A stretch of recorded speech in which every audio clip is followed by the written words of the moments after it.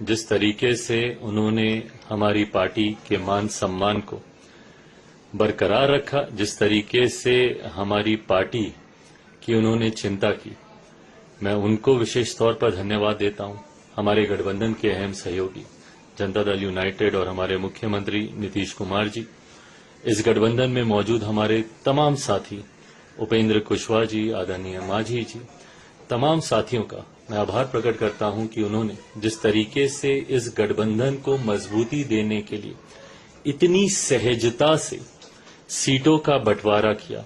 यकीनन जब कोई बड़ा गठबंधन बनता है तो हर दल को छोटे मोटे कॉम्प्रोमाइजेस करने पड़ते हैं, थोड़ी बहुत कुर्बानियां हर किसी को देनी पड़ती है। और मुझे लगता है कि एक बड़े जो लक्ष्य हमारे प्रधानमंत्री जी ने हम तमाम एनडीए के साथियों के लिए तय किया है 400 प्लस सीटों के साथ जीतने का, उसके लिए मुझे लगता है हर दल ने बहुत सहजता से, मुझे भी अपनी एक सीट कम करनी पड़ी, वो भी हम लोगों ने बहुत सहजता से की। जनता दल यूनाइटेड ने भी अपनी एक सीट कम की, माझी जी हों, उपेंद्र जी हों, हर किसी ने उनसे जिनसे जो बन पड़ा उन्होंने इस गठबंधन को मजबूती देने के लिए। और भारतीय जनता पार्टी का मैं जिक्र करूं तो उन्होंने तो 2019 से ही कुर्बानी दी है। उस वक्त सिटिंग उन्होंने अपने 5 सांसद हटाकर इस गठबंधन को उस वक्त 2019 में एक मजबूत स्वरूप दिया था।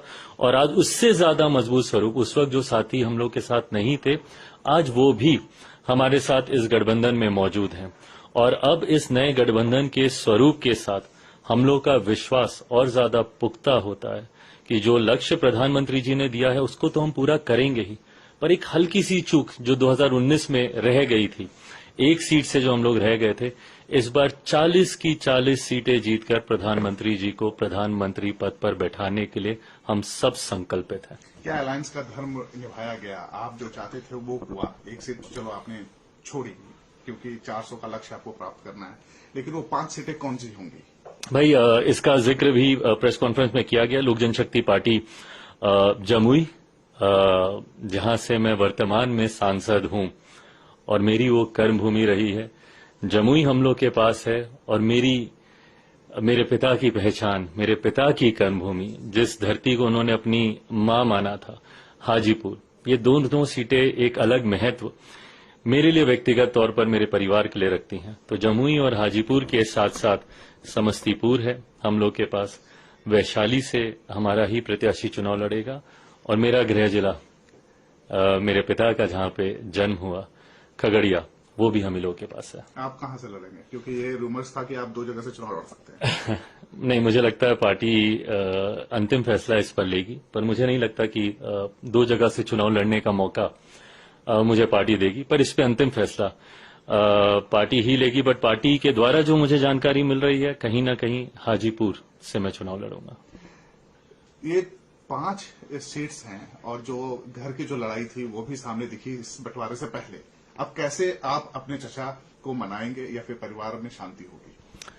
भाई, मैंने बार बार इस बात को कहा है, परिवार के बड़े वो हैं, उन्हीं को ये फैसला लेना है। मेरे पिता के जाने के बाद परिवार के मुखिया की भूमिका में वही थे, मेरे पिता के स्थान पर वही थे। जिस तरीके से विपरीत परिस्थितियों में भी मेरे पिता ने, ऐसा नहीं है कि इससे पहले कभी परिवार पे संकट नहीं आया, इससे पहले कभी पार्टी में संकट नहीं आया, पर मेरे पिता ने इस बात को सुनिश्चित किया कि हर परिस्थिति में वो पार्टी को एकजुट रखें, परिवार को एकजुट रखें। पिता के जाने के बाद इसी भूमिका में मेरे चाचा जी थे। उनको इस जिम्मेदारी को निभाना था कि भले लाख विपरीत परिस्थितियां हों, लाख कठिनाइयां हों, पर उसके बावजूद पार्टी ना टूटने दें, परिवार ना टूटने दें। और वो पार्टी जिसको मेरे पिता ने खून पसीने से बनाया था, उस पार्टी का नाम, सिंबल आज भी फ्रीज है।